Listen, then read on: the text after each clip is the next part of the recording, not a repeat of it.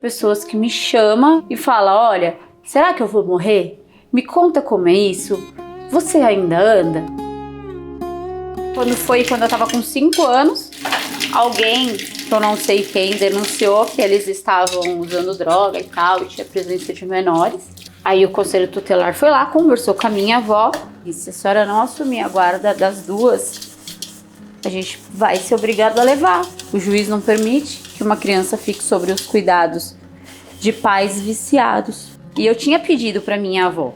Eu lembro que eu era bem criança, assim, uns 7 para 8 anos, sei lá, e eu falei para minha avó, falei, vó, não deixa eu levar minha irmã embora. E aí minha avó falou, não se preocupa, ela não vai, a gente vai dar um jeito. Então, aí o que acontece? Quando a minha mãe ficou grávida da minha irmã, ela começou a apresentar, tipo, ficar doente. Enfim, todo mundo fica, né? E acusou que ali ela estava já com AIDS. E eu lembro que meu pai chegou em casa, na casa da minha avó. Minha irmã estava sentada na cama, assim. Eu levantei, olhei pra cara dele. Aí ele falou assim pra mim, Érica, sua mãe morreu. Um dia tinha um amigo, um colega da sala sentado, tava com uma garrafa de água. E eu falei pra ele, me dá um pouco? Aí ele falou assim, não. Aí uma outra menina chegou e falou assim, Érica, sabe por que ele não deixou você tomar água? A mãe dele falou pra gente não deixar, porque a sua mãe morreu de AIDS, então eu sempre me senti muito apontada. É aquela história, se o filho do vizinho for pego fumando, é só uma fase, isso vai passar, é coisa de adolescente. Você não teve essa idade? Mas comigo não. Comigo era também com os pais que ela teve, vocês esperavam o quê? E aí eu conheci o meu marido, eu engravidei na lua de mel. Aí o Nicolas nasceu e quando ele tava com 1 ano e pouquinho, eu lembro que eu falei pra minha avó, falei, eu tava pensando, a gente decidiu, a gente só vai ficar no Nicolas. Mas aquele dia que eu falei isso, os anjos do Senhor estavam rindo na minha cara. E aí o Miguel veio. E aí eu já senti uma leve fraqueza nas pernas. Comecei a sentir mais fraca. E um dia, porque assim, eu sempre tive uma pisadinha meio estranha, pisadinha pra dentro. E aí eu fiz um monte de exame. Quando eu voltei no retorno, aí tava, entre todos eles, tava lá. HTLV positivo.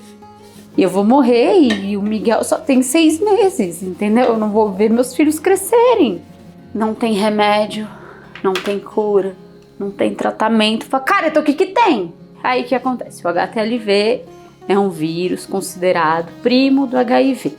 Porque a sua forma de transmissão é a mesma, a doença é sexualmente transmissível. Ele faz com que a imunidade abaixe, então ele ataca, mas tipo assim, o HIV, você vê o caso que a pessoa morreu tipo tuberculose, sabe? Porque são doenças que aproveitam da situação.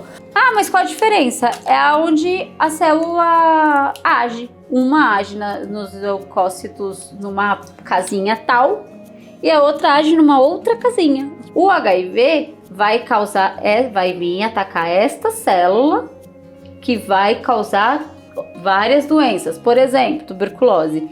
E aqui é onde as células T. Ah, mas vai causar o quê? Eu poderia ter tido leucemia, eu poderia ter tido alguns tipos de cânceres, ou o que aconteceu, que é a paraparesia, que é uma paralisia parcial, espástica, progressiva.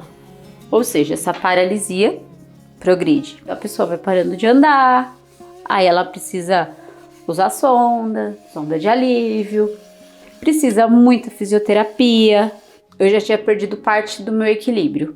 Foi quando eu precisei começar a usar a bengala. Aí eu comecei a puxar um filme na minha cabeça.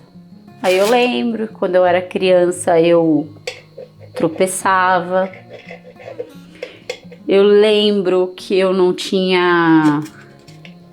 conseguia, assim, fazer xixi, assim, tô com vontade de fazer xixi, corre.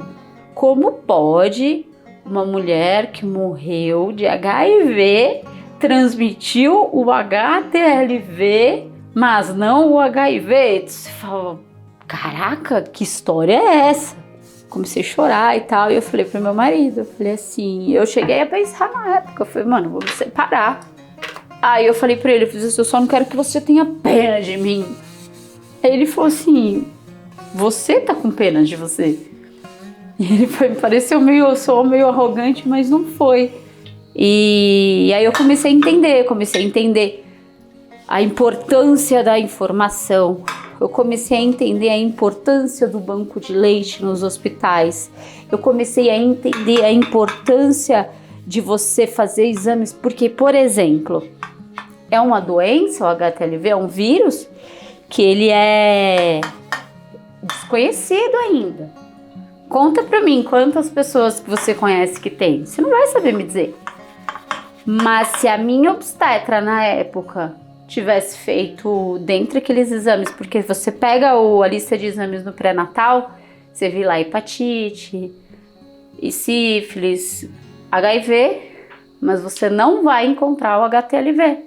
Se na época que eu engravidei, eu já tivesse na minha lista, tivesse feito, hoje o Nicolas, ele não seria mais um. Quase todos os dias eu vejo pessoas que me chamam no direct e falam, olha, eu tô desesperada, será que eu vou morrer?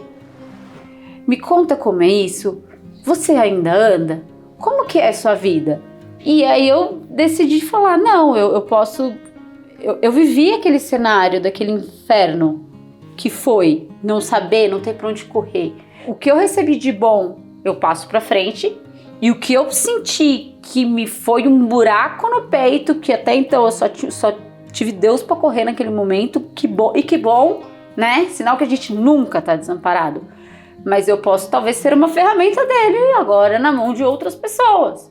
Então alguém chega pra mim e fala, calma, você não vai morrer. Onde você tá? Tô em tal lugar? Então assim, vamos buscar hoje médicos que conhecem o vírus. Eu não sou médico, mas eu sou paciente e eu já passei por isso. Então eu não posso prescrever um remédio, mas eu posso te dar a informação e falar, cara, faz exame, leva seus filhos. E falar pra todo mundo. Hoje eu vejo uma mulher grávida assim, algum conhecido, e eu já falo, no pré-natal pede o HTLV lá. Eu não consigo correr a São Silvestre. Mas no dia a dia, eu consigo cuidar da minha casa, eu consigo cuidar dos meus filhos, eu consigo tudo aquilo que é necessário fazer. Eu mesma vou pro hospital, tomo remédio, passo mal e ainda volto. Passo mal assim, na hora que tá tomando e tal. Tô lá, fico bem e volto pra casa dirigindo. Você fala, caraca, né? Então dá pra você ser independente.